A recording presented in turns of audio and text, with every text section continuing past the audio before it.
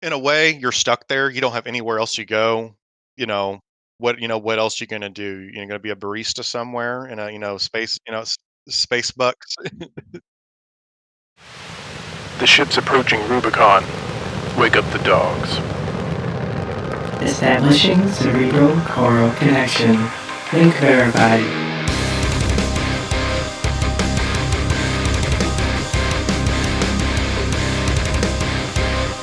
Hey there, pilots. This is Noisy Ren, transmitting the Rubicon Dogs podcast from somewhere out among the stars, bringing you all the armored core data you need to survive the battlefield. Let's get to it.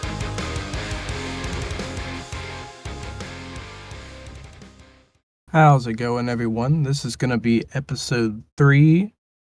And so I've heard crickets from software in regards to anything kind of news or noteworthy with relation to Armored Core 6. I did manage to get that pre-order I was talking about last time, so getting the Ultimate Edition. They had restocks on both the Collector's Edition and the Ultimate Edition, and like last time, it is not without its controversies. It seems like a lot of people still had a really hard time getting a hold of the editions that they wanted. The whole process is kind of riddled with payment errors, not being able to add it to the cart, things like that. And they were only up for a couple of hours before they were sold out again. No clue if they'll go back into restock or not. I'm not even entirely sure if I will hold on to my own pre-order. I'm super excited to have it and to have the opportunity for it, but it is steep. That pricing is steep, so we'll see. Most likely I'll keep it. I'll just splurge a little bit. But yeah, man, dropping $230 on a garage for my AC, it is.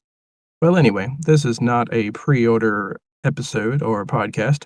So joining me today is returning guest and veteran player Auzryel, as well as someone entirely new to the series, KingZecromatic. And so Zekro, like many new players, I think, saw the trailer at the Game Awards and was intrigued, but really comes to it from a Souls background. And so I want to get the perspective today from somebody who doesn't really know a whole lot about Armored Core, besides maybe what they've seen, since the trailer released and seen on YouTube and videos, things like that, but haven't played any of the games. So I want to get their perspective on it, questions that they have, what they're looking forward to, etc. And then I thought Auzryel and I could provide some advice in the way of, things to expect, things to think about early on in the game, and how some of the older titles have really functioned early on.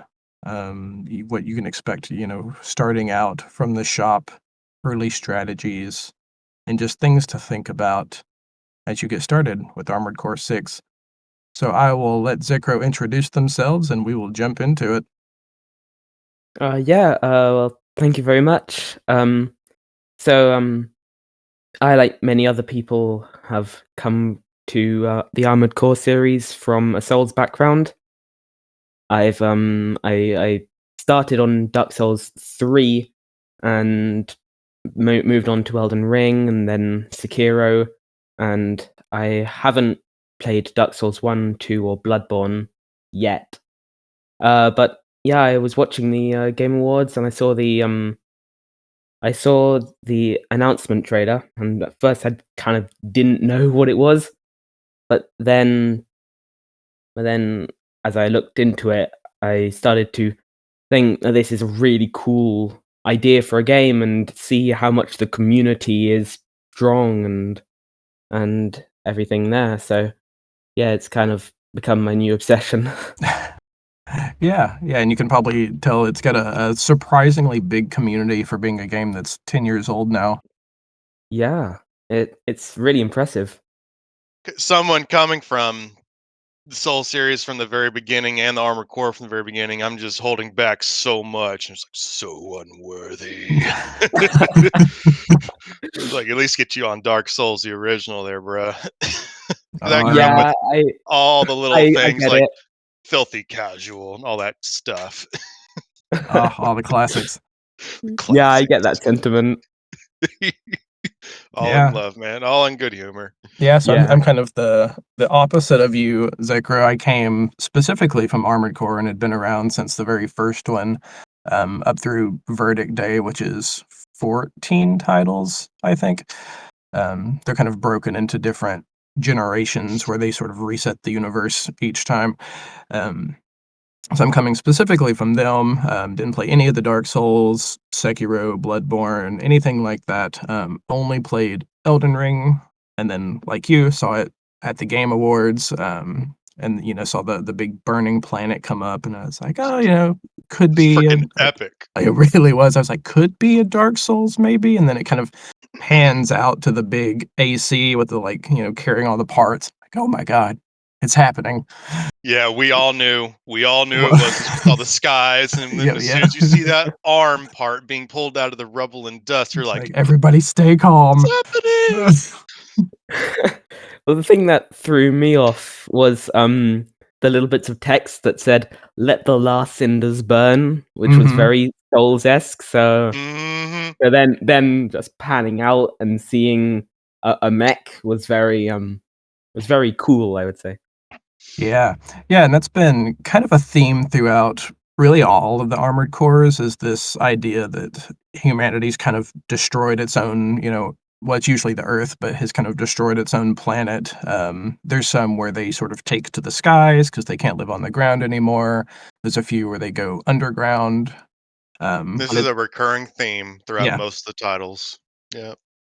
Yep. So starting off strong and very much in theme with with typical AC, that we've gone and destroyed another planet, and then we'll see what those consequences are. I'm curious, and in this one there's a lot of stuff that they mention, like I forget how they word it, but like indigenous kind of people of the planet, or like inhabitants of it. So I'm curious if there was something there before we got there. That There sounds probably interesting. is. There probably is. That's been a thing too, having like insectoid life or other. That's where biosensors came into play on head parts. Yeah, yeah, that's true. That one really didn't stick around too long, I don't think. I was in. I think it was in second and third gen. I Yeah, don't recall if it was in fourth. I don't think I so. don't But yeah, remember that it being was in 4th yeah. or 5th, yeah. But, yeah, 2nd and 3rd. And not that we've seen any sort of, like, bio life, in this one, it does seem mostly machine-based. It is interesting, though, that they're very it's, like rogue mining equipment, right? So all of your big bosses they show have, like, grinders and drills and things like that rather than, like, actual weaponry. Yeah, it kinda reminds me of, this one manga, like, my favorite manga is called Blam. It's spelled Blame, Blame, but it's like, countless eons in the future where the original planet Earth had been completely terraformed and urbanized, and it's like a endless labyrinth of cities and structures and these builders, these giant, like, arms fort sized robots just to build, and they went, out of control, and that, it's just like that's what they do. They just build things. And Yeah. I can see maybe something like that, abandoned mining projects where something is seeing something as like trespassing or whatever. Perhaps I haven't done too much, mind theory crafting on that yet. Yeah. That sounds really cool. Oh, it's badass. I highly suggest. It was illustrated by a architect, so you can Oh, that's see that cool. like he knows his geography and his sense of scale. It's freaking awesome. That sounds awesome. I'll check it out. I always love it when there's, like, I mean, it's not a niche job, right? Architects are everywhere, but but when somebody in a job like that goes off to some, like, completely unrelated field, but you see the crossover, like in manga. There's a guy who Yep. plays, like, various, like, city builders and stuff that's in a planner, like a city planner, and so he goes through, like, the methodology and why this works and why you shouldn't do this and you should put your shipyard here and all that, so it's always That's cool. fascinating. Assuming your silly, directors or whatever say no, that doesn't make sense. Like actually, it makes all this sense. You're just incompetent. That's every job ever where the people in charge at the very top have no idea what they're actually talking about when it comes to the job that you're doing. Oh, absolutely. So, Zekro, I'm curious, what exactly about Armored Core in particular, like, really kind of, grabs at you? What do you think is so cool, if I can ask, blandly like that? Yeah, well, personally, I think the coolest part is just how customizable it can be. Because I'm the kind of Mhm. person who can spend hours tweaking something to make it Uh-huh. perfect. And so when I saw like how many parts there were in just the first Armored Core game, Oh, it so many. it's really cool. I'm a garage junkie myself. I think, yeah, no self-respecting AC player isn't. Right? Yeah, just like you said, hours in the garage. And that was my like whole thing really back in previous Armored Cores, which you play a mission, it's over in like 5-10 minutes, and then you're in the garage for another like 2 hours, and play a 10-minute mission. Yeah, and going back to that, the reveal trailer, the awards show. So I didn't see it. I wasn't following because I just kind of like I'm very specific flavor of games that I play, so I don't keep up with all the latest trends in media. But watched it and I see the last cinders burn, and I'm like, okay, cool. I took a lot from that. It's like, all right, so they are doubling down on the style and the signature flavor that they're rolling with lately. Mhm. And part of that is like the cycle of destruction. It's like self-destruction and the consequences that it has on the world that they're in, and then some kind of rising from the ashes, some kind of rebirth, and not necessarily as a good thing, just usually just to repeat the same mistakes over and over. And if you look at the Souls series, that's like, at least from Dark Souls on, that's kind of been the thing. Are Yeah, and it absolutely. puts you at juxtaposition. Like, are you going to continue the cycle? Are you going to break it and be the edgy Lord of Darkness, which is the better ending of one, and then two had to do stuff to that, which I'll be nice and just leave it at that. And I want to say, really looking back, I think Armored Core really coined that whole concept first, because I think that was one of the things from the very first Armored Core, where they were in this subterranean world city structure. In three, it was called Layered. I don't recall what it was from the first gen. It's just Oh too yeah, long I ago. remember what it is, but not what they called it in that one. Yeah, yeah, and it's like either the fight to get back to the surface or something like that. It's It's all the same thing, greed or, aspirations or, desires in general. Mhm. And whether you succeed in them or not, it's just, it leads to ruin. And Yeah. then you have your little artifacts of AI coming up to muck with the latter generations. Yeah, and especially Mm. once you get past the very first generations, you have these, kind of branching storylines. I do think it's gonna be much wider, much different paths in this one than the other ones, but really from mid-generation onward, you've always had these branching storylines, of kind of what your ending is going to be like, if you're going to, try to save everybody or if you're maybe end the entire race. It gets actually quite dark, surprisingly dark for what the Yeah, series, used to be, I feel like. Mm. you do have to dig a bit deeper, even more than you did in Souls series, I think. It's once again, I think they kind of set the trend with that. Whereas on Armored Core, they just, went all in on it and kind of like, okay, this is what we're doing. Maybe we can help the crowd out a little bit with a tip here or there. I Yeah. think something that's quite interesting as well is that lots of people credit Miyazaki for that oppressive atmosphere that comes Mhm. in these Souls games. But if you look at the first ones, and I'm mostly going off reviews and videos, but the oppressive nature is very present there before he even joined. So I think he probably got inspired and then built on that from software. Well, if and please, either of you do correct me because I can't recall. I looked up like deep into Demon Souls, and I want to say it was Miyazaki that helmed that, and how he almost had to trick the executives and whatnot, and From Software to get the title launched. Oh, wow. And it was like his brainchild that he honestly didn't know if it was going to succeed or not. And thankfully it did. Very thankfully that it did.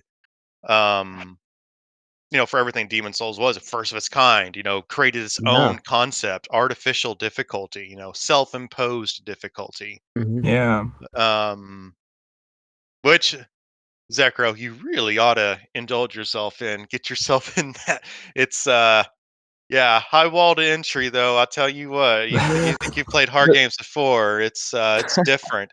Just it's not like Ninja Gaiden or Devil May Cry where ramp up the difficulty. It's just faster reactions, more enemies, more health yeah. bars. It's not that simple. You Mm. have to look at it from a conceptual basis. Like it can actually be very easy if you think about it. But Yeah, you well, have to that after the game series makes you its bitch first, pretty much. well, that's one of the, games that I'm most excited to, try from Software, but I'm still waiting on the PC port. Yeah. Yeah, I need to go back through and play all of those too. Especially I've heard such good things about, well, really all of them, but Sekiro, and as it comes into Armored Core and some crossover and mechanics, it sounds like we'll get, staggering and things like that. But yeah, I need to go back through and play the old Dark Souls games. I've heard what good things for the most part, I would say, but yeah, it sounds like the learning curve is hard. It's very steep. Think of it from if you just the biggest tip, I guess you could say I could give is you start having a rough time, your emotions start turning sour and negative. Literally, so seriously, it just stop, take a breath, and reassess the situation. Totally. That's the most important thing, because usually if you're running into a brick wall, maybe you shouldn't be just slamming yourself into that brick wall. You just Yeah. haven't found the way around yet. As I said, you guys, feel free to steer this ship wherever you want to go. I'm just genuinely curious there, Zekro. What kind of um AC configurations have you thought of yet? Because you've got a wide range, and it really changes the way you play. Like you've got Yeah, quad I've heard. legs, you've got hovercraft legs, tank tread legs, your classic Yeah, bipedals, and there's three weight classes: light, medium, heavy, and just that. And then you've got sniper rifles, machine guns, jumping into it. um, and there's all different play styles with that. Oh, and reverse joint. It's just if you think of it, you can create a concept with playstyle, and every generation presents that differently too. Have you thought about that at all? Totally. Well, I think, uh, I'm quite excited to try, the tank treads because they just seem really cool because from the Mm, trailer, we can see them do this drift, and everybody's so also the, excited about the tank and drift. also the charge. Yeah. Um, so I think I'm gonna go, between that and also, I love reverse jointed legs. I usually play more faster builds in games in general, Hmm. like speeding around the place. Mm, So, I think I'm gonna try some of that, and I'm also really excited to see because they said that they would be fleshing out the melee weapons a bit more compared to older yeah. games. Yeah, it really So looks I'm like it. excited to see where they go with that I am too. because there's a whip that we see which looks really cool. Mhm. Um, Yep, yep. I'm curious to see what's going on with all that. Me too, and I'm yeah, curious. Sorry, not to cut you off, but I'm curious on the whip. I expect that we'll get it because we do see, yeah, a wide, range of melee attacks, and they've talked about the various weapons we get. But I will say it's not actually on an AC. It's on, well, I don't know what they'll call them in this one. They used to be called MTs, which are your kind of mm, standard enemy. So it used to be a muscle Hmm. tracer back in the day. Yep. mhm, So it was like piloted, but it wasn't. But sometimes not, depending. But it wasn't, an armored core. And so this one, it seems like it's kind of, these mining machines, and they all have this red glow to them, which I'm assuming, is the mm, coral.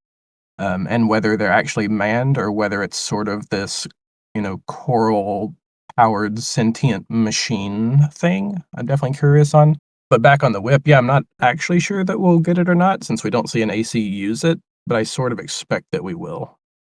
Yeah. Yeah, and one of our previous guests, Bottle of Rum, mentioned, yep, referencing the term Ashes of War, which is, from Elden Ring, which is kind of just a mastered concept from their previous titles, with 3 and the particular Mm, weapon arts and whatnot when they introduced that. But yeah. yeah, and that's I really don't know what to draw from that myself because it's like that animation where the enemy using it, like you said, probably an MT, jumps up and slams it down. Well, it's like that's obviously not going to be a standard attack every time if we were to get it. So some Yeah, kind of special move, or maybe that has something to do with the assault boost that's being referenced and thrown around.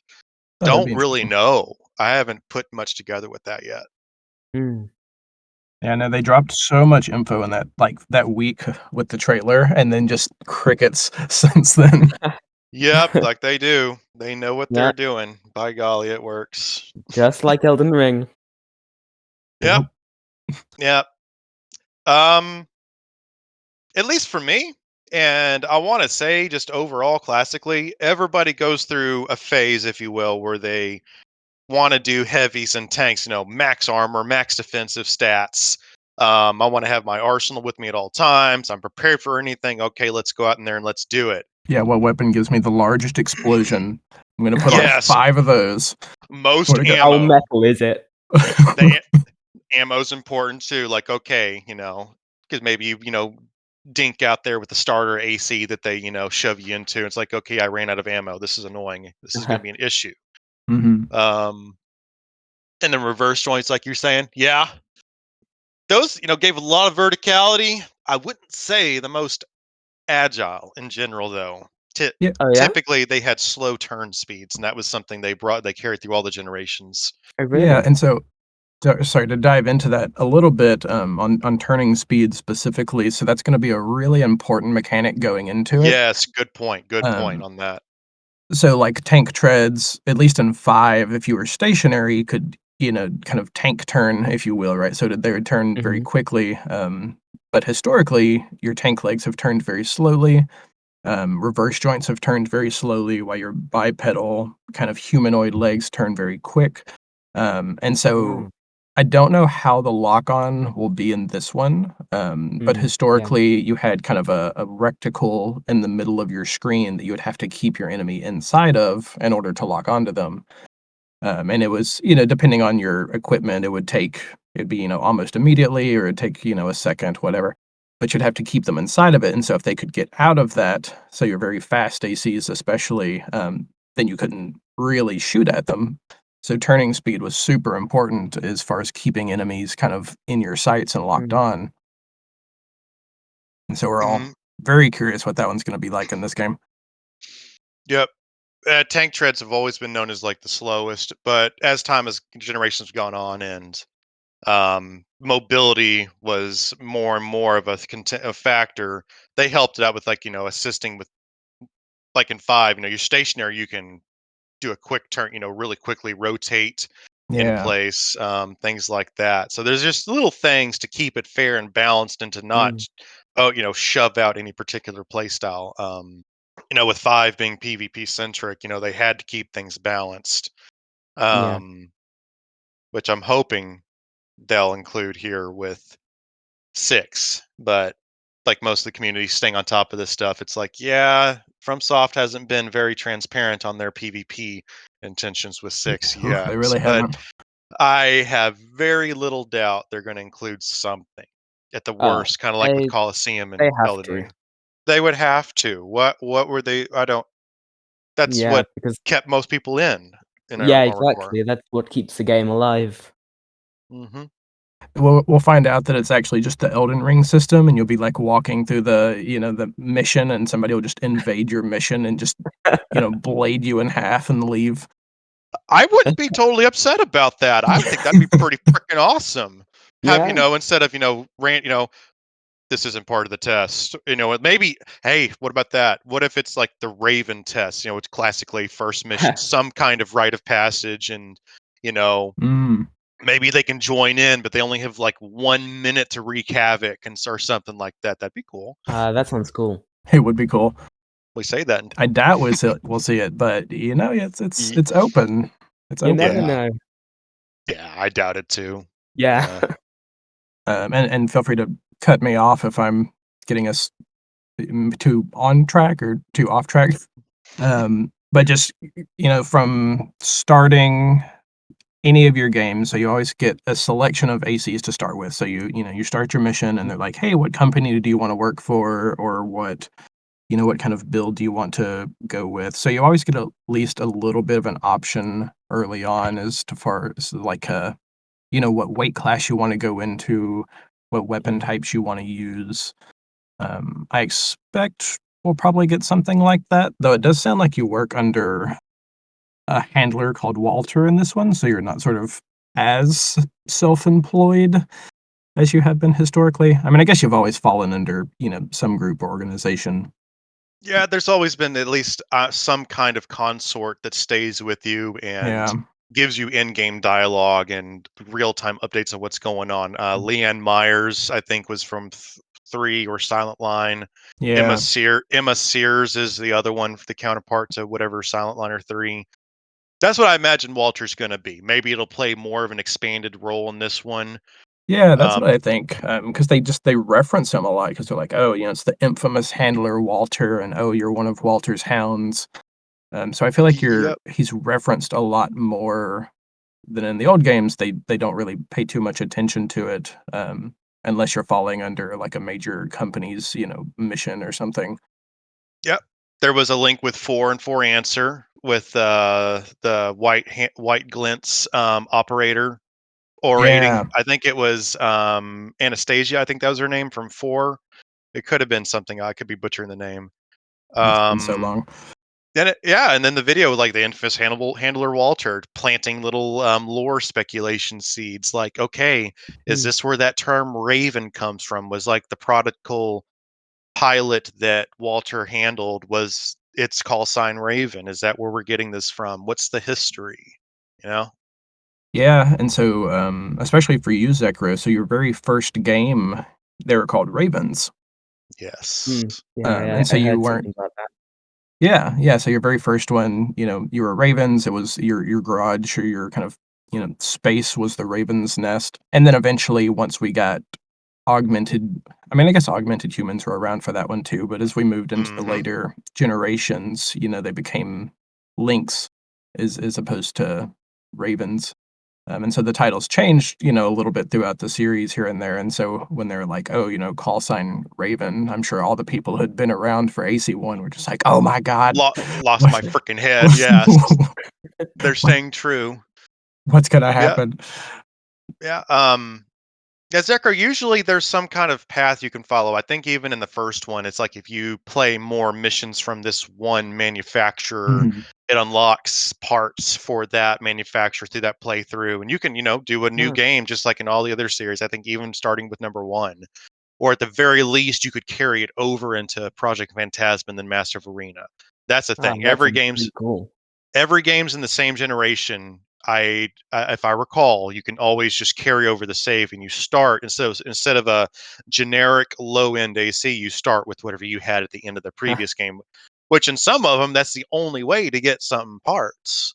So Yeah. it's like it really, really pays to keep a save file from the old thing. Then that was a big thing with 3. Yeah, I'll be curious if we get I mean, I imagine we'll get some sort of, kind of expanded content as we go. But I'm curious if they'll do it like, oh, previous generations where it's just a like, quote, new game, but in the same universe and you can carry over, your information, if they'll go that route, or if they'll go, I guess what more like Monster Hunter and some other games have been doing, on newer technology and just gradually kind of mhm, dripping us new content, but in the same Armored Core 6 like game, right? So just gradually expanding it. mhm. Hmm. I couldn't tell you on that. I tried to get into Monster Hunter. I could never get past the Uh, control scheme. that's fair. It's a little rough to start with. World is The biggest definitely your enemy in your any starting game. point. What was that? It's like the biggest enemy in any game, the control scheme. You couldn't no custom mapping. What the hell? You I was gonna know? say it's super rich coming from an early generation Armored Core player talking about bad controls. I'm just Yeah, tank tread. Oh my gosh, yes. But at least it was intuitive with that. At least it was per the norm. Whereas a Monster Hunter was like, why? And why no custom mapping? Even in 3, you could custom map. I mean, but anyways, I'll stop. But like yeah, like Bren was saying, later on, you actually get to choose an affiliation when you start, and that determines what your starter AC is. I want to say that was with 4. You had Yeah, I think that was 4.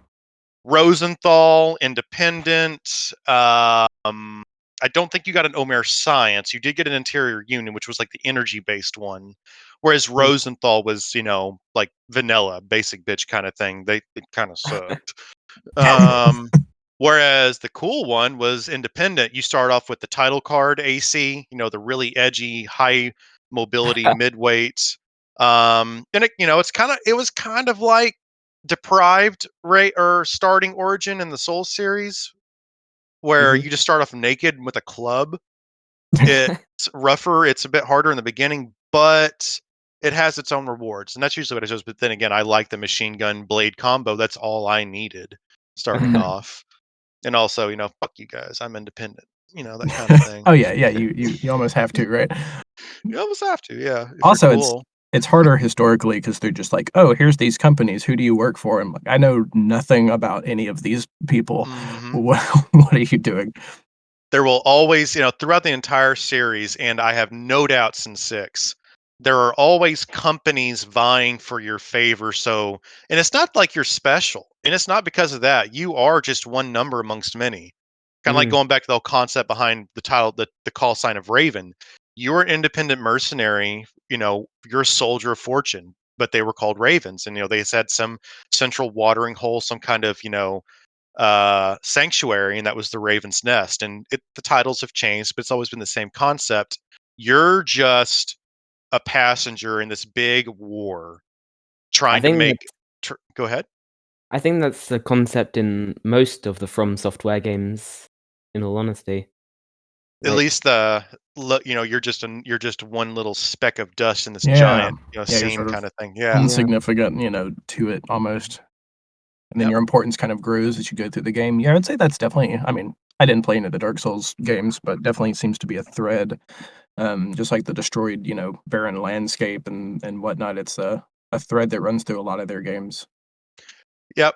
Especially the original Dark Souls. It was the main character, if anything, is the environment. You're just a guest. Mm. That's what they make. That's the sentiment. That's how it makes you feel. Like everything here already exists, and it already did its thing. You're just popping in last minute. That's kind of the atmosphere of Dark Souls. Yeah. Well, Oh, go ahead. I was gonna say one of the benefits of getting on with one of these companies is you don't have to worry about money as much. And this is, of Oh. course, speaking about 3 or 4 later on. In the first gen, it was a really big problem where you can get yourself into this infinite loop of I debt. was gonna W- go into that one. Yeah, which does bring up the human plus concept. But yeah, I'll let you pace it out your own there, Ren. I don't want to be hogging the soapbox here. Yeah, yeah, no, you're good. Yeah, so money has always been historically, especially in the early games, but really throughout all of it, super important, right? So you start out, you're depending on the company you start with and whatnot, relatively flat broke. And so you earn money through your missions, but you have to pay for kind of damages. So it's usually repair cost for you, ammo costs. Sometimes it might be cost for your partner if there's another AC that goes with you. Sometimes there were games where you could, in certain missions, bring along like a partner with you, and so they would take, depending on how good they were, between like 20%, like 60% of your profit. Whoa. With 60% being like, oh, this is the number one ranked Yep. mercenary. Hmm. And so they could take a substantial amount of change, and it's so disheartening to go through your mission and you finally, make it past this large boss or whatever, and you get to the end screen where it's going through all of your money, and it's like, yeah, you made $5 million, but the repair and ammo costs come to like eight. And Oh so, yeah, and if I may interject, that's been a thing with all the series, all the armored cores. At Mhm. the end of a mission, you have basically a report card, and it's your cost assessments. Every time you took damage, you have to pay repairs. You have to pay for ammo. Even some energy-based weapons. No, that was the thing. You still had charges, which I just didn't agree with at first when I first got What? into it. You have charges, like you have like 80 rounds for this laser rifle, but the Oh. ammunition is free on them. So that's one Mhm. perk of chasing that as compared to your shell-based stuff. Yeah. Yeah, Um, and yeah, is and there it's any go- hmm? is there any disadvantage to electric weapons? I mean, energy weapons. Yeah. Oh Are yeah, they oh yeah. We can dive generally all into worse? that if you Yeah, want, but it's I don't definitely want. something I wanted to touch on because yeah, going into it, it'll be an important choice to make, I think. So there's always an early when you're going through your selection early on of what you want to play, right? There's always an energy based AC, which is great in that it like you were saying, you don't have to pay for ammo, right? So you get 80 rounds, 100 rounds, whatever it may be, um, for free, which is awesome. But all of your energy output is sort of based on your generator, and early on, your generator sucks, and so any any movement that you do as well, so your boosters take up energy. If we get it, over boosting, I imagine your assault boost in this, which is we don't really know what it is, but it's sort of like quick boost from other games. It'll probably be your fast, short bursts of movement to dodge or get in close, something like that. But they've always, siphoned off energy as well. And so all of your kind of general movement will use up that energy as well. So you'll very quickly find that if you have, two fast firing pulse rifles or something, that you're just sucking your energy dry.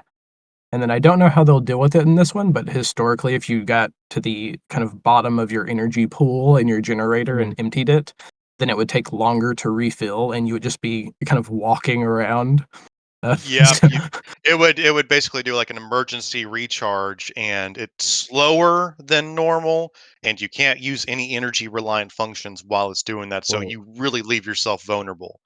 And does that last the end for the rest of the mission, or just for a little while? it'll just be for a little while.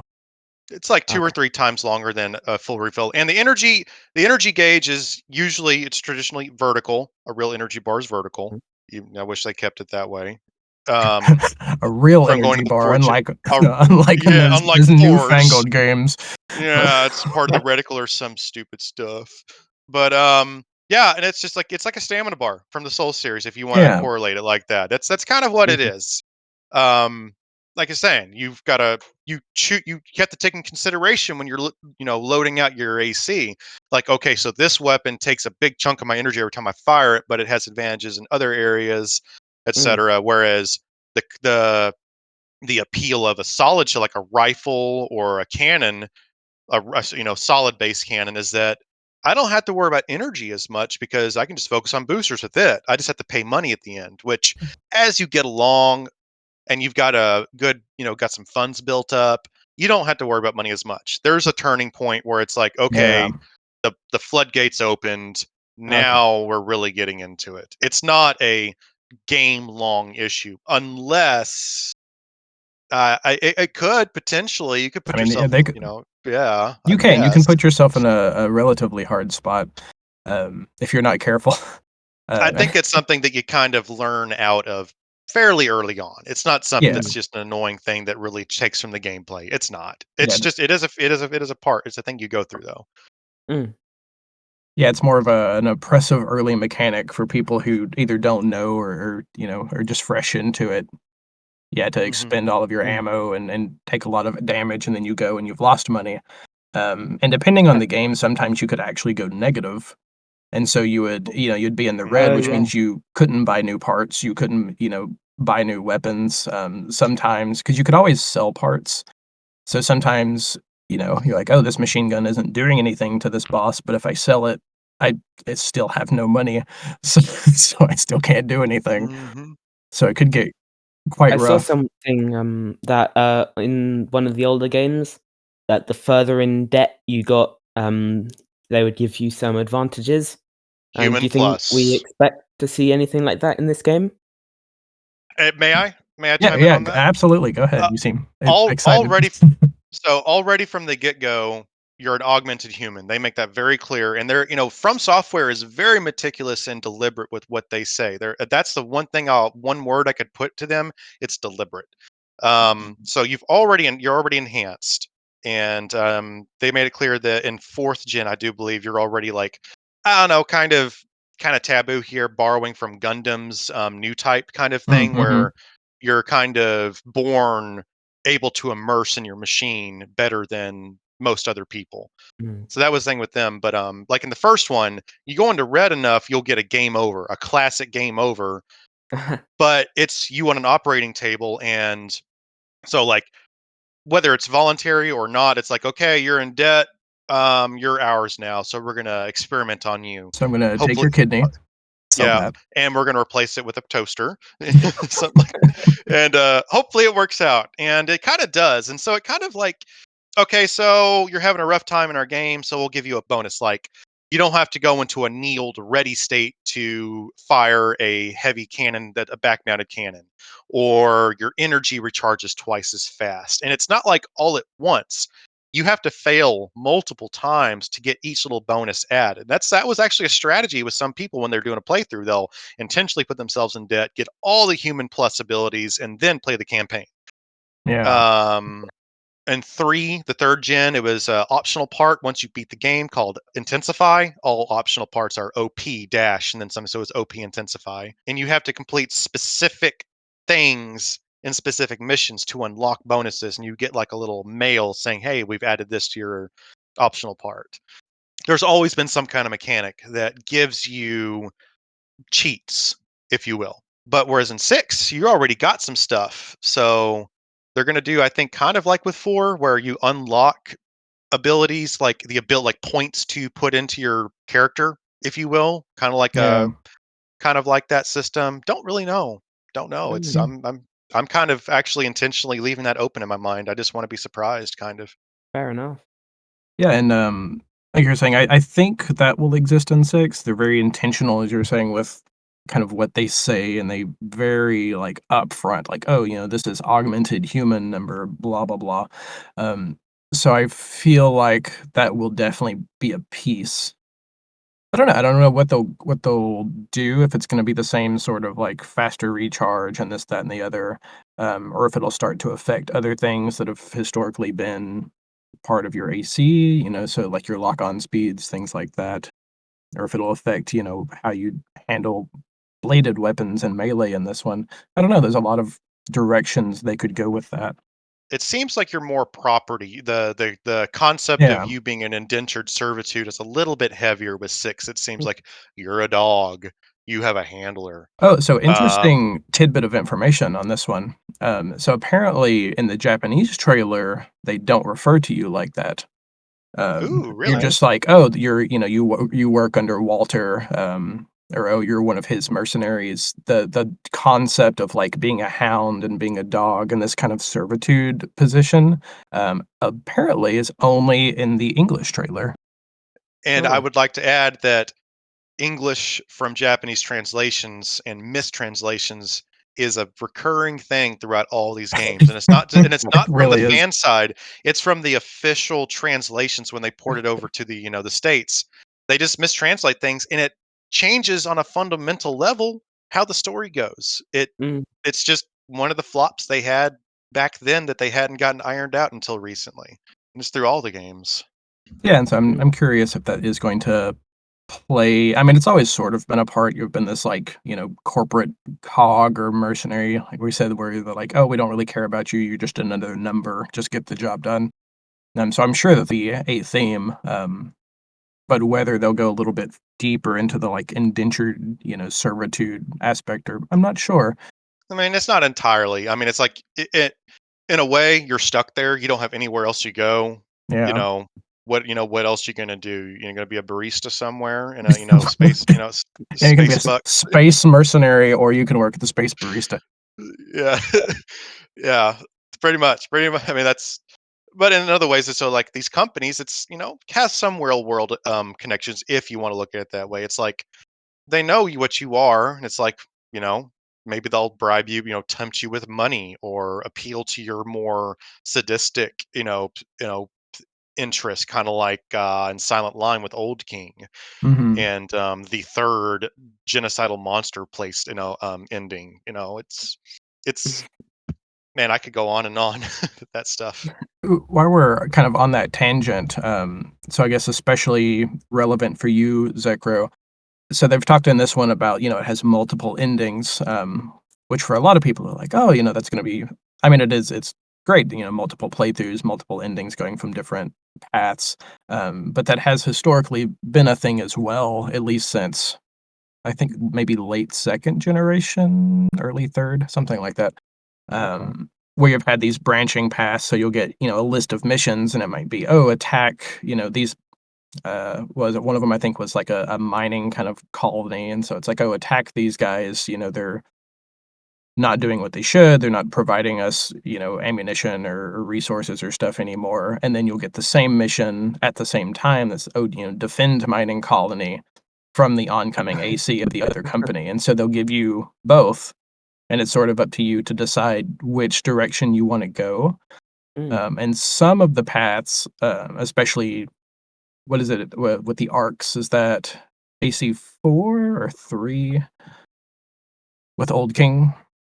That was for answer. Okay, that's what I was thinking. Um, sorry, everything's kind of bled together in my memory of of AC. So in that one specifically, you had the arcs, which were kind of elevated cities because again, humanity's destroyed the Earth, right? So it's uninhabitable, and so they're Yeah, floating above it. Oh, yeah. Imagine giant or cradles, not yeah, arcs. cradles. Yes, yes. Atmosphere dwelling airships that are like Yeah. cities in themselves. 100 million per. I remember that. Wow. Yep. So No, yeah, no, so no, you no, have no, no, these. no. 20 million. My apologies. All good. Yeah. Yeah, so you have I think it's relatively like 100 million or a couple 100 million like total, I think, if memory serves. But you have these cradles that are floating above the earth, which you can't inhabit. Thanks to companies launching weapons into kind of outer space and around the planet, you can't leave because you'll be fired upon immediately. And so there's humanity's sort of stuck on this floating limbo between. And you get options as to whether, let's say, one group I think wants to set the cradles down. So, Oh, may I? oh yeah, yeah. Go ahead. And for answer, the surface is nasty. It's radioactive, Kojima Mm. particles, particular. So you Mm. have two types of people. You got the people living on the surface, squander, hating life, trying to make do with the war that's still going on. And then you have the people living in the cradles, which is like your aristocrats, your fancy people. Mhm, And they got the money and they live in a artificial, um, sustained at the expense of everybody else, kind of, Mm. temporary sanctuary. And yeah, and I keeping them forget, up forget the word. continues to pollute the Yeah. earth, so it does kind of screw the people, down Yes. Yes. still on the planet. Yes, Um to fuel those ships, there are these things. I forget what they were. There's some kind of pillars, but the mhm, atmosphere, the orbit, is littered with these satellites that pretty much blanket the atmosphere. And there's two main factions. You have the Orca Brigade, which is kind of your terrorists, really heavy on the terrorist vibe if you look back when it was released. Um, but their whole thing is their mission statement is that we're doing what we have to open the skies so that mankind can escape into the stars. We are dooming Mm. ourselves into extinction here on this planet due to our own greed and ignorance and company self-interest. We need to break through, blast through these satellites with the same machines that are sustaining the cradles. That's our only option. There will be some consequences, some loss of life, but ultimately it's the only way we can progress as a species. Whereas then you have Collard, which is the group of organizations and companies, and of course their interest is what makes them money, which is keeping things as they are. Um, Capitalism. and then you have the third path, which is this one guy who just wants to kill everybody, yep. and that's pretty much it. Yeah, that's just Yeah, how it he's plays. like, That sounds like the most fun one. It right? kind of is.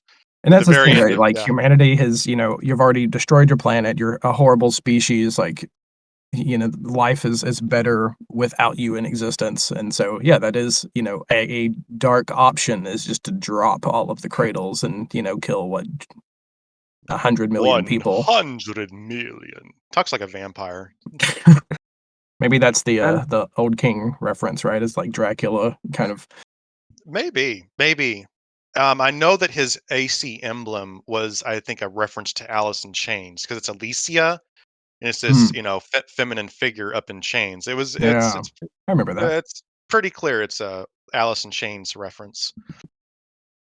can we expect to see some kind of radiation with the coral like we did from the Oh, Kojima That particles? is my guess, undoubtable, I think. I mean, yeah. and that's It's I, been. Go ahead. I think they're adding like a sentient life bestowing or chaotic and sentience kind of bestowing effect that it has Oh. too. That's the vibe I'm getting. That's the vibe I'm getting. Again, unconfirmed, but I think with all of these like mining equipments and things you see, they always have this glowing red eye, which don't get me wrong, is a very historical AC thing Mm, to have the like Oh yes. glowing, one camera eye. But you get a lot more like kind of auras around them, and it just mm, yeah, it gives this sense.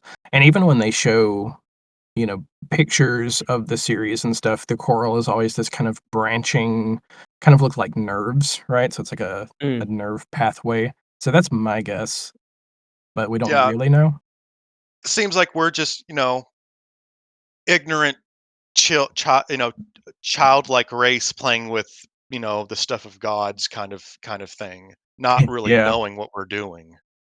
But no, that's my guess is we will see that sort of radioactivity, more akin to, 4 and 4 Answer with the Kojima particles and other stuff.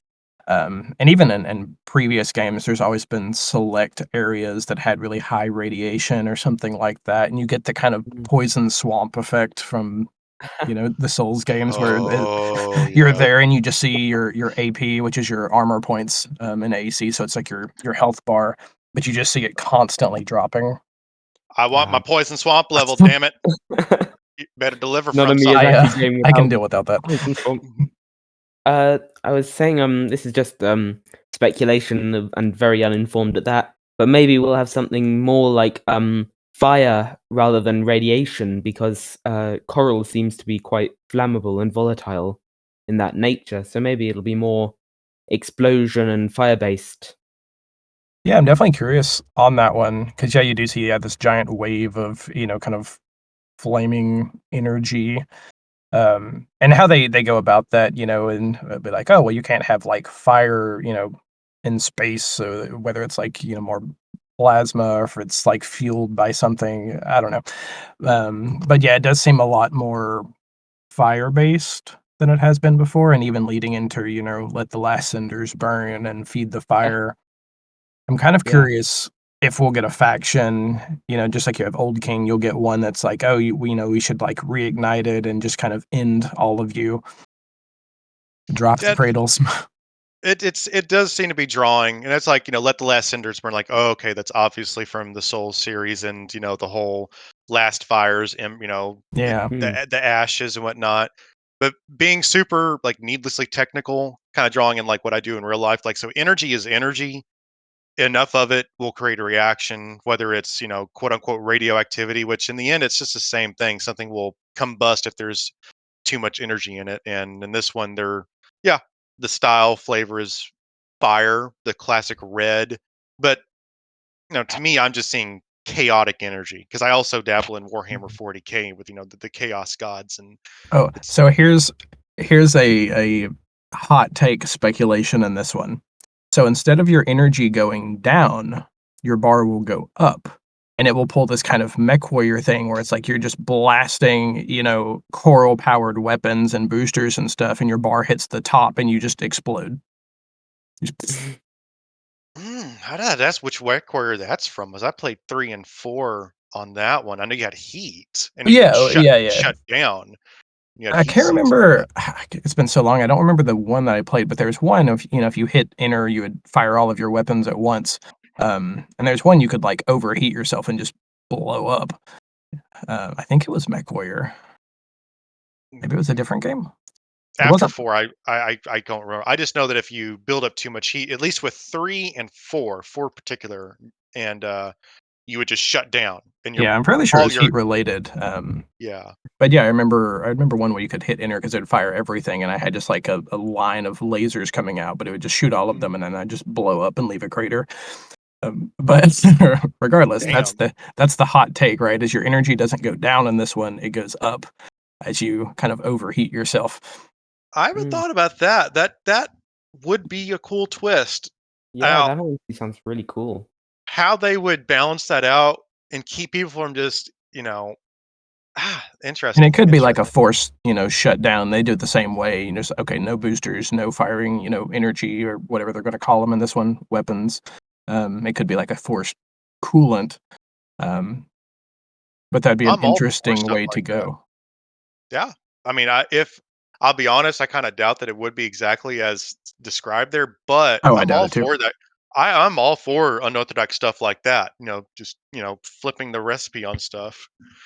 I think it would work. It's just, that's a what are the consequences gonna be for that? Because people are gonna do what they do, and just see everybody's gonna be blowing themselves up all over the place. Like, Yeah. damn it, it's not working. The subjects are killing themselves too quickly. Mm. Yeah, that sounds right. But hear me out. I just put, over boosters on as my regular boosters, and then I just, press dash and I blew up the person next to me. Well, we have assault armor for that already, or whatever that is. I don't know. Maybe they'll have 2 different bars, like in 4, they introduced the Kojima bar, which is your primal armor, and then some other stuff. Maybe they'll have, like, a coral meter, and maybe that'll replace the dreaded heat meter. Ugh, yeah. No, thank you. Don't bring back the heat meter. But I do think we'll have something in line with the Kojima bar, that will play into, like, your armor, I hope and we do. I that hope assault so. armor, just because we know we get that assault armor, like, burst around you. So I Yeah. feel like we have to have Mm. something to manage that Yeah, and have a consequence for it. they did a lot of work to bring a new element into the game like that they did like that. I would think it'd be a missed opportunity for them to drop it entirely, not have some kind of other than energy bar you have to contend with, and maybe like you said, the reverse. It would build over time, and you have to keep it down rather than having a amount you can pull from. You know what I'm? Yeah, Mm. Yeah. that Yeah, would it'd be that would. interesting. I hope they do something like that. Um, And that does, going way, way back into, like, energy weapons and your starting AC and stuff like that is a consideration as well. As there's always been, defense for your physical kind of kinetic weapons. There's been energy defense. There was in some games chemical, and so you get this kind of rock paper scissors. Like, oh, my weapon does this type of damage. that was a 5 thing. It Yeah, was just energy and physical. I think even before answer, you had Kojima, which I think just yeah, bypassed everything. yeah. It was a 5 introduction, but it was something to consider as you're choosing your types of weapons and your really even your AC and which parts you're going for, their defenses are different, and so if you have no energy defense and you go up against, the giant laser cannon in the next mission, you might be screwed. Yeah, that is another thing. There's Zekro. As you get into missions, you'll see that some missions almost require a catered AC to navigate things. Like there's a lot of verticality and a lot of platforming, That sounds so to cool. speak. Like you've got bridges poking out of these canyon walls, and you have to leap from one, dock to the other. And if you fall, it's game over. It's a death pit. Mm. So your tank tread Mhm. idea may not work here. And in a lot of the series, you have a garage, and you have like a rotating roster of designs. You have to, Mm. you have to have the parts for all of them instead of having to sell and remake. That's Yeah, depending on so it what kind you of got. unlocks, Hmm. like, schematics for stuff as you go. Yep, Mm. yep. So some environments will necessitate you adapting and min maxing, as it's called. Mhm. Or you could use, kind of like I spoke in last episode, like a de facto original design of your own that you prefer, that is kind of flexible and versatile. Mm. It Yeah. depends. Yeah, and you'll That always that's expand on it as you go, even if you go with that de facto midweight, jack of all trades thing. Mhm. But it is to that's say that's the beauty of it. if you have limited funds, and we don't know how they're gonna do it, but if you have limited funds at the beginning, it does sound like they're gonna lean into this, like, more specific things for missions, aspect, oh, you should have these legs or this type of weaponry. So I would invest in a variety of stuff rather than I'm gonna buy all the, like, large grenade launchers and tank legs, and then you hit that mission, yeah, where you're, in a death pit, and you just don't have the energy to get across, with tanks. So, a variety of stuff early on, different leg types, different weapon types and stuff, I imagine will be important because we don't really know what the mission, like, replay system's gonna be like, if there's gonna be a way to go and just, like, earn money, at any time on that spot, or if you can lock yourself into kind of a corner. I bet it'll be like a lot of the classic games.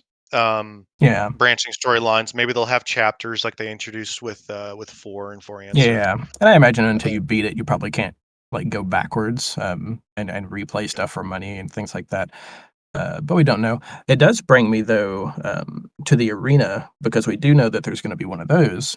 Oh, yeah?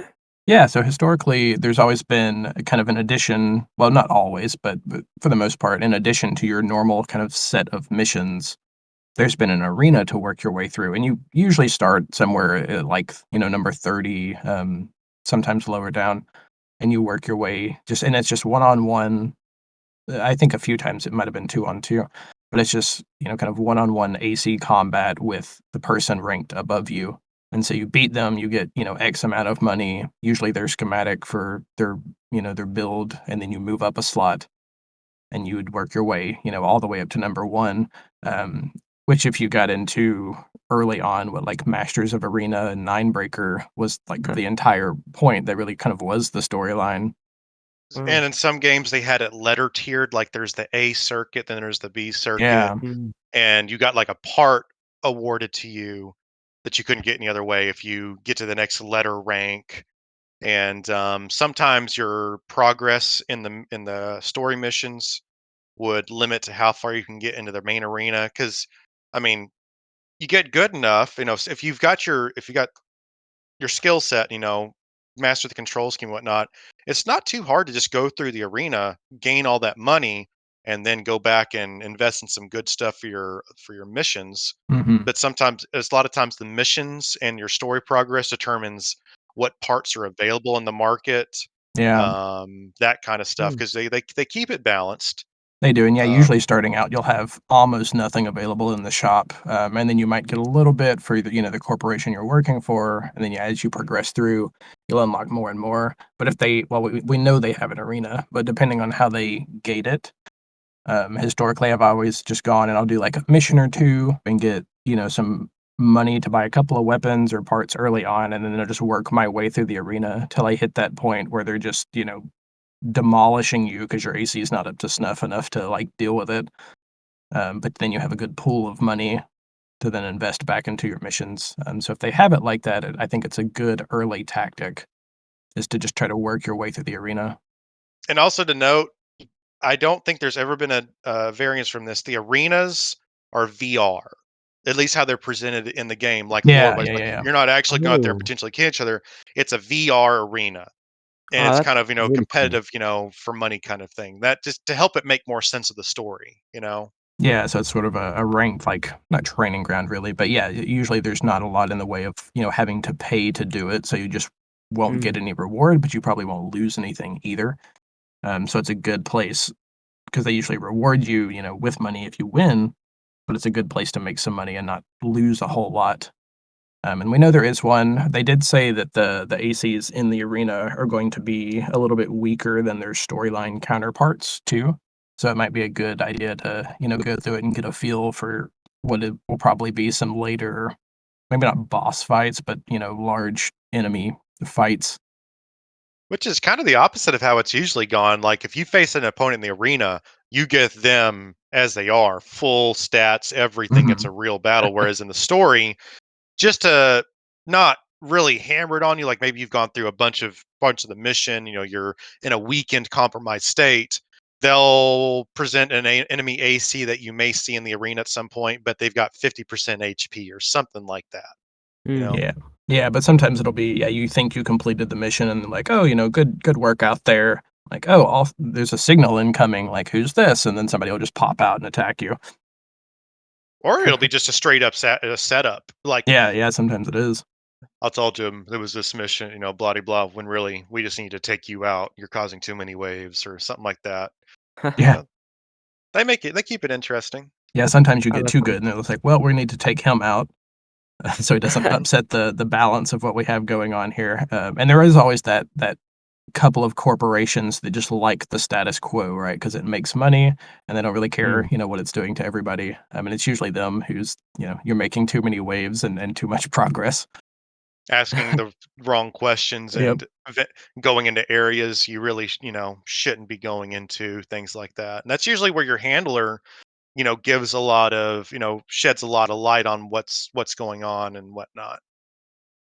Yeah, but really, just like the Souls series, like you said, they're very intentional with what they say, but there's not a lot of given lore. They won't walk you through, they'll walk you over like the surface level storyline, but it usually goes so much deeper if you read like Mm. the descriptions of the other pilots and sometimes, probably not weapon descriptions in this one as much as the Souls games do. Um, but you have to kind of dive into it yourself if you want the storyline and the lore out of it more than just that surface level.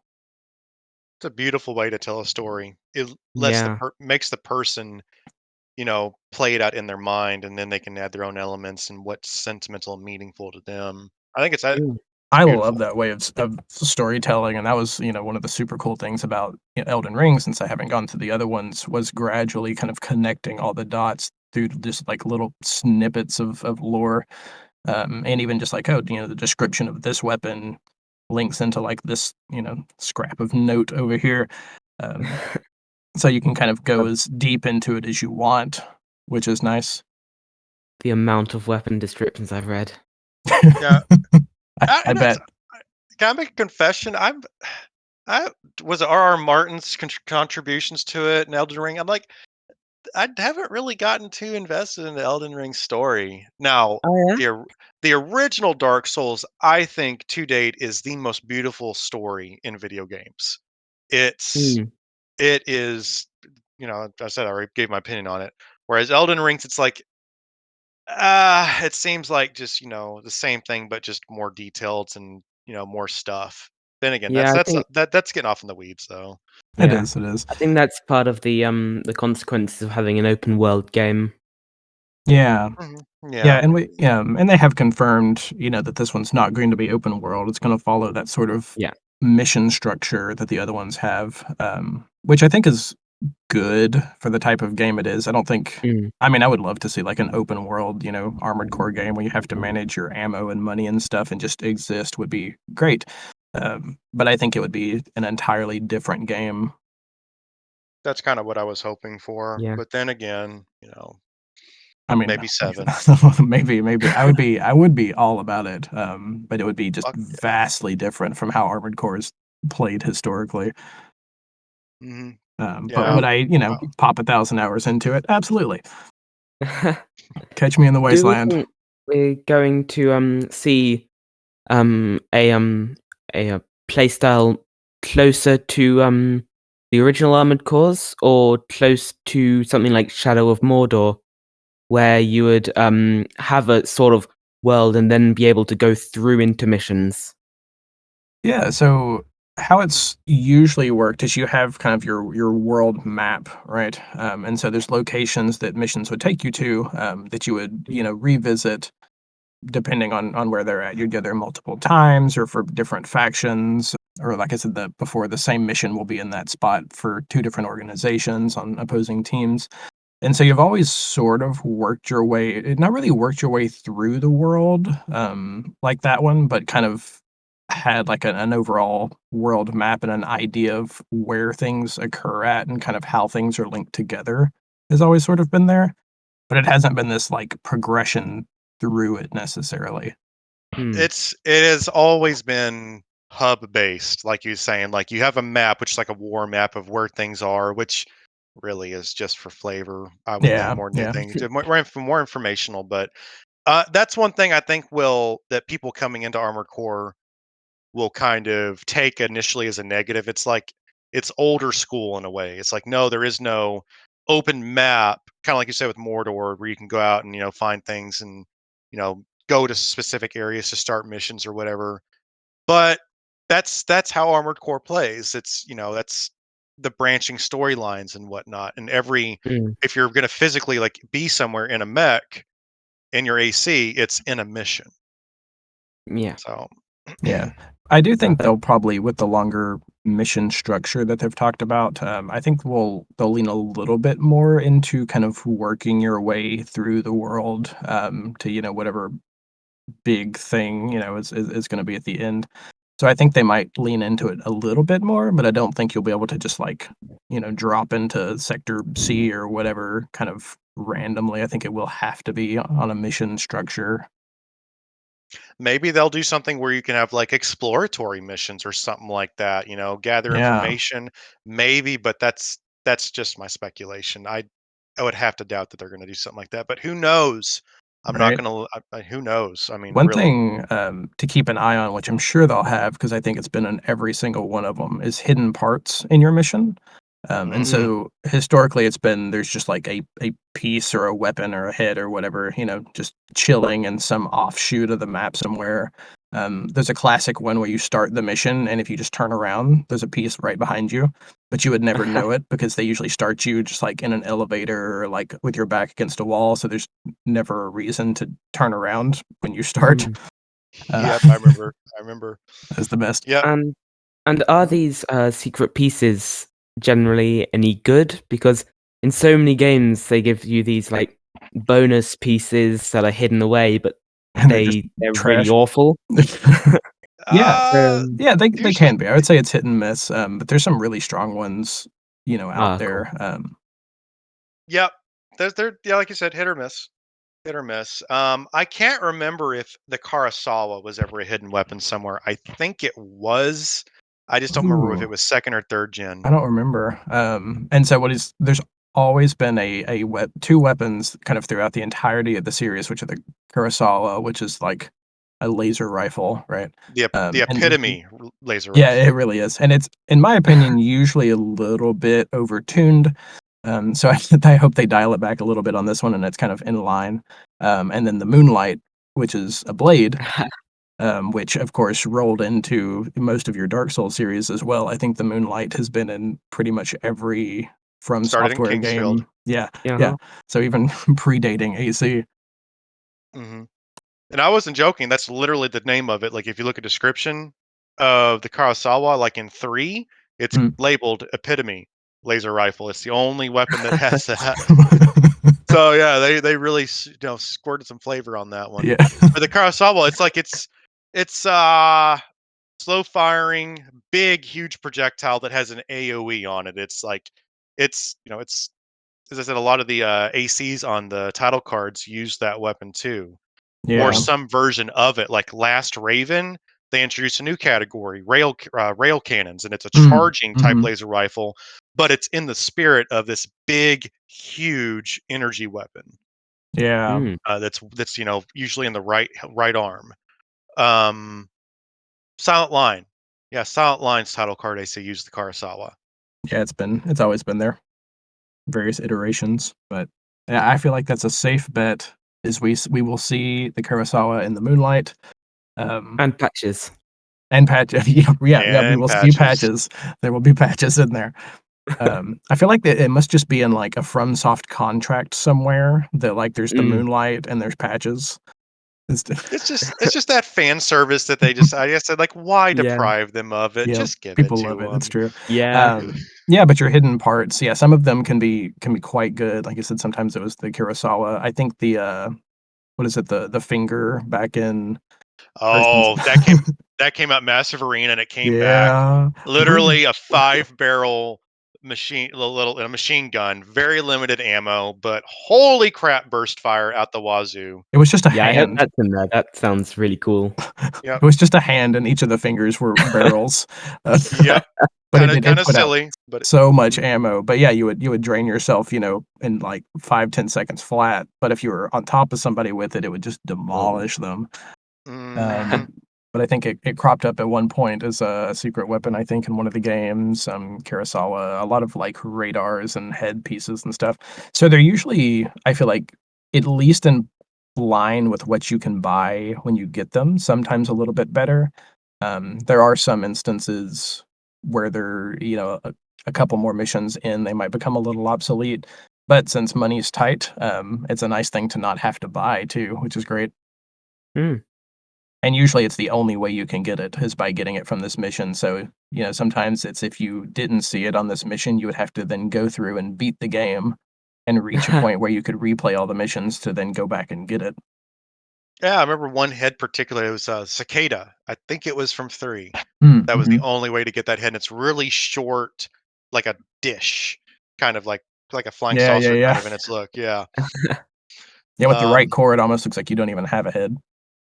yep, yep, and it's like I think that was, early game way to get a head with biosensors or something like that, where you had to wait Yeah. later on, and it gave you a leg up in a mission that if you not found it, you'd have to suffer like everybody else, but, little things like that. Yeah, yeah, little things like Wow. that, or you'd get, unique weapon classes that you hadn't really, like, gotten access to yet in your main shop, so, yeah, usually they're not, like, amazing, they're not gonna be these overpowered things, but they're nice.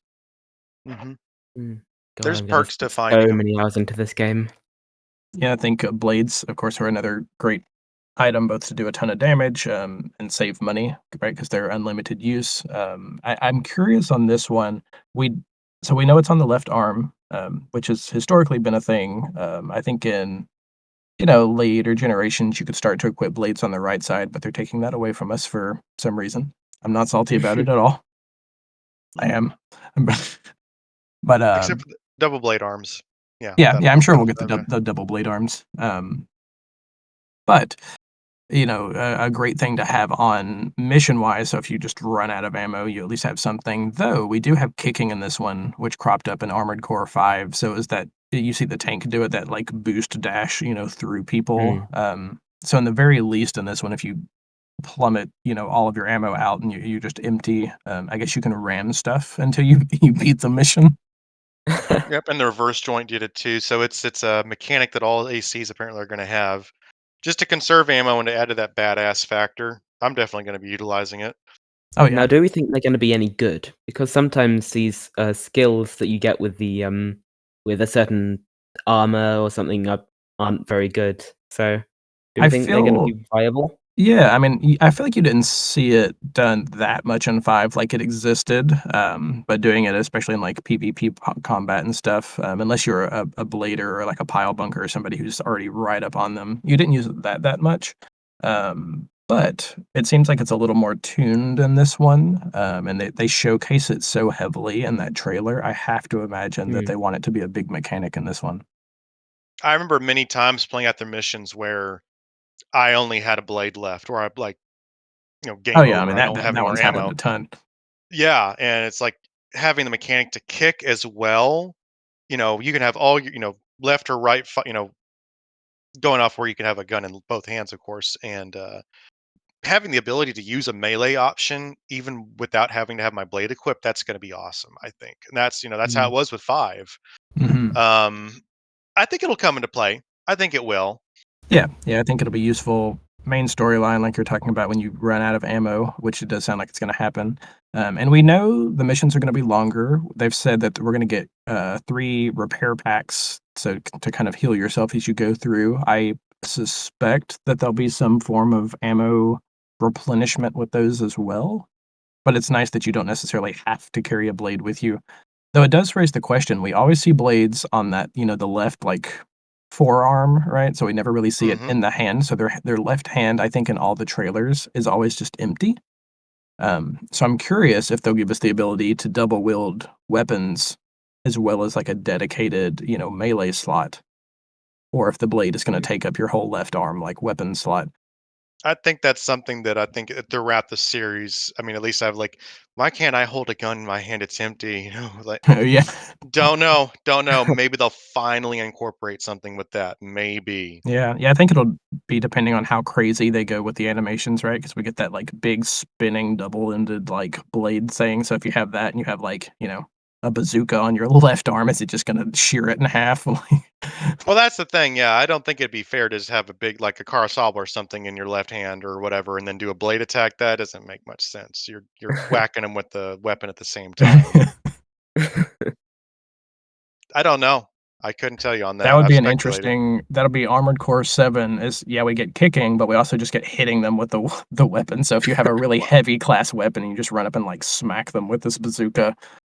I think that was a mechanic they tried to put into 4 because the opening cinematic for 4, it's the Elijah AC schematic. I can't remember. It was made by Ray Leonard, and it shoves what looks Mm, to be a blade, like a bladed part of the right? rifle, into the back of an AC, of an MT.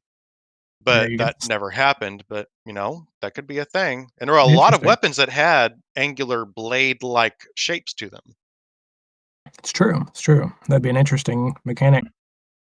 I'm curious if we'll get because they've confirmed, left only blades. We'll probably get bladed like arms, like you said. And Zekro, that's always been a thing too. Is you have, usually you have your like humanoid arms, but there's always been weapon arms as well. So you could replace them for something that was just like a set of machine guns or two large That cannons. sounds really cool. I love me some weapon arms. And then, you get those on, like, a tank or a reverse joint or something, and you get some real, like, actual tank or mech warrior vibes, and it gets away from that, like, humanoid aesthetic, which I think is fun too. And then Mm. in 5, they actually had arms, so you'd have your, like, big weapon, cannon or whatever, and then it would, like, break in half and flip onto your back, and these 2, like, dinky arms would just, like, boop, and pop out, to hold your regular weapons. And I think, 5 kind of broke the mold a little bit on the back weapons because previously you always had your 2 arm weapons, and then you had 2 back weapons, and it could be, like, a heavy cannon or a set of missiles, things like that. And for your cannons, you'd have to well, in 5, it's ready mode, but you'd have to kind of crouch fire if you weren't a tank, so you'd have to stop moving and, like, crouch down and hold it. Um, and I think they've confirmed that we're getting those back because in 5, you used your back weapons as more of just like a hangar space, and so you'd have your, double rifles or whatever it is, and then you could trade them out with your back weapons, but you couldn't necessarily switch between them and use all 4 at once as easily as you could in the other games. You would just use it as like a spot to trade weapons. Mm. Yeah. I don't recall if there were any back weapons, quote unquote, in 5. I can't I don't remember. believe so, because I think the closest you get's your weapon arms, which is where it's stored on your back, and then your little arms kind of flip to the back and hold your weapons, and then your big one comes out, but I don't think there are actually, like, back weapons, like, back-mounted fireable weapons in 5. I think the exception were the whatever the behemoth weapons were. I Oh, can't yeah, remember what they're the called. mega weapons, I think they called them. Yeah, those So were kind of the yeah, exception.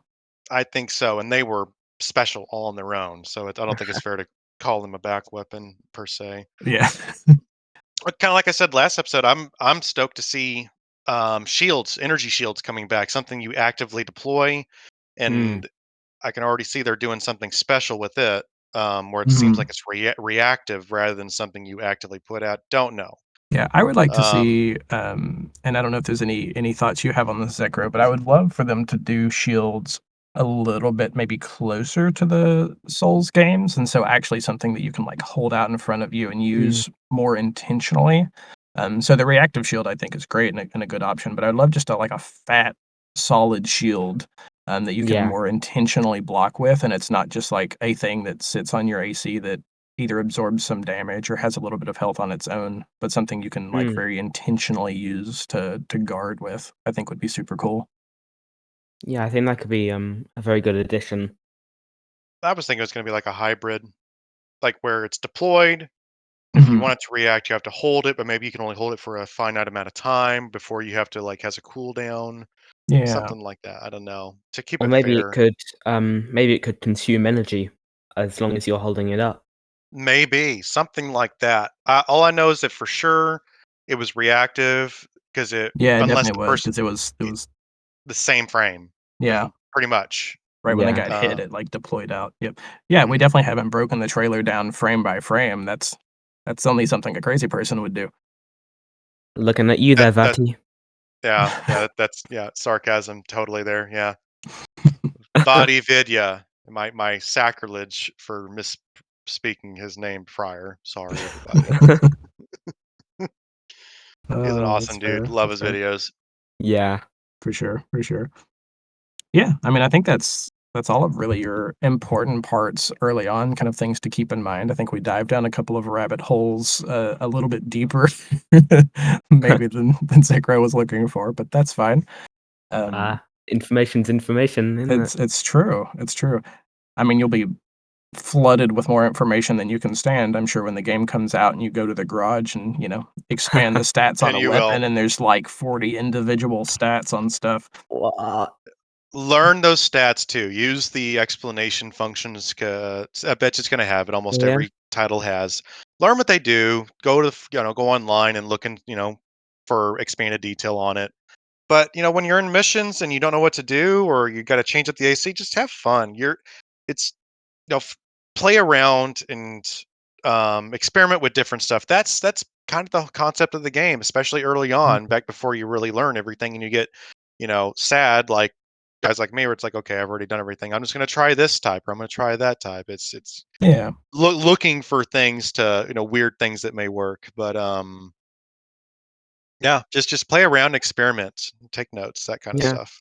'Cause I saw that, in previous games, and I assume in this game, you can sell back parts for full price, which is really cool, in my Yeah, so opinion. there's varying, I guess, aspects to this depending on the game. So in a lot of them, yeah, you can buy a part, use it, don't like it, whatever, you can sell it back for full price.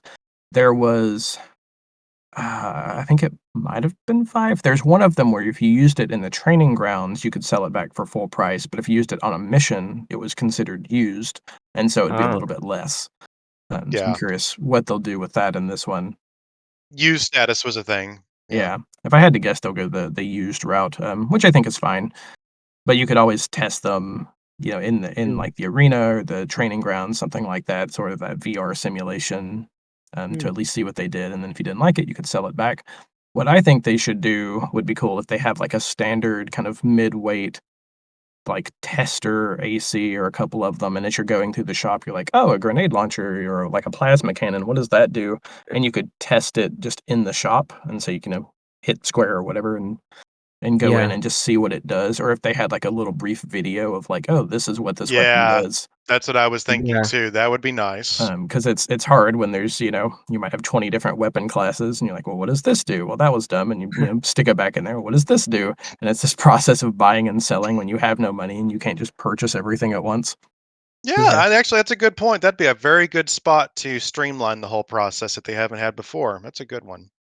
Yeah, so I'd be happy to see that. Yeah, I mean, I think I'm just about kind of out of things that we haven't touched on previously or that I think would be good, kind of new going into the series. Anything you wanna add, Oz? Um, Other than Zekro, anything else you had questions on, or really what I'm interested in is just know what's piqued your interest in the series, and what you're looking more forward most to. I think we've covered a lot of that. Yeah. Um, Anything particular? Anything else you wanted to comment on or ask Uh, about? Not really, I mean, everything's kind of been answered, and For yeah. answered. Just understand it's from software, and it's got the Soul series, and of course predating that, your classic Armored Core Yeah. recipe and formula. You will encounter situations that are going to make you want to throw the controller or twist it in half. I'm Oh, yeah. sure. Um, just understand this is a normal reaction. Um, as said, if you keep running into the same brick wall, try and find the way around it. Yeah, and Think sometimes it it. Yeah. is just a matter of, like, brute forcing your way through of, like, "Okay, I just keep dying here. Sometimes, I'm just gonna shove on as sometimes. much defense as I can possibly get and, like, tank legs and, this." The opposite is true too. I've had things, armed ships or arms forts and things that had super high, health, and the answer is just to go super lightweight, throw on a pile, which is like a explosive spike that shoots out in the kin to like a blade, but they do crap Mm. tons of damage, but usually only have very limited ammo, so you might get like 4 shots out of it. But yeah, there's been plenty of missions I'm like, "Okay, well, I'm just gonna go super light, boost in, and just, like, pile this thing, 3 times in a row and kill it." Yeah, I try to use the work smarter, not harder mentality. However, sometimes you just gotta, as they say, get good. That's Absolutely. just true. that's them's the breaks, kid. That's just as simple as that. Yep, sometimes it's just a skill issue. It's true. A pretty high-end skill cap to all our Armored Core games, so we will certainly see that, I'm sure. Oh, there's layers and tiers of it, and oh yeah, you'll think you're good, then look back a year later, like, You'll beat the main storyline in the arena, and you'll be like, "Oh, I'm actually really good at this," and you'll go online and just get demolished. Like you're yeah. so That's I happened in think every everybody single Souls game. yeah, exactly. I think every newcomer to any FromSoft game will go through that. And then multiplayer and single player are just different beasts entirely. Okay, well, I think we are good to wrap it up there then. Thanks for That's coming. I'm good, yeah. Thank you too, Fred. Thank you, Ren, for having me on again. It's nice to meet you there, Zekro. I'm always Oh, glad to yeah. see someone getting into it that's naturally sparked something in them that's wanting them to get into it rather than somebody forcing them into it, like I may or may not have done in the past. Yeah, Oh, thanks for being so welcoming. it's good. It's healthy for them to force them into the series. You Again, need this. another perfectly normal reaction, like, "Oh, if you look in this frame here, so you have to play this game because" uh, we've been deprived for 10 years. The AC community's chomping at the bit a little bit, but It's like, why don't you love this? Explain to me. You know yeah. that. Yeah, come on, it's giant explosions and mechs, and it's like every five-year-old's dream game, come on now. Yeah, Yeah, I yeah. mean, It's like it's the dinosaurs. epitome of metal. Yeah, yeah, exactly. Yeah, it's like dinosaurs, yeah, you like dinosaurs, Yeah, giant robots, it's universal. Um, yeah. but awesome, I would love to have you back on again once the game is out and we're, go through it, and we'll chat Oh, I'd about love some to. things, and your thoughts then, I think would be a great way to go. I'd be curious Yeah. for that too. That'd be really good, compare and contrast. And, I think we're going to have all kinds of stuff going on, Oh, no. more things to talk about once it finally hits and Yeah. it's open. Awesome. Well, thank you both. And Oh, next thank you. time, we'll see you next time. Right. Yeah, Bye. bye. Oh, looks like it's time to wrap things up.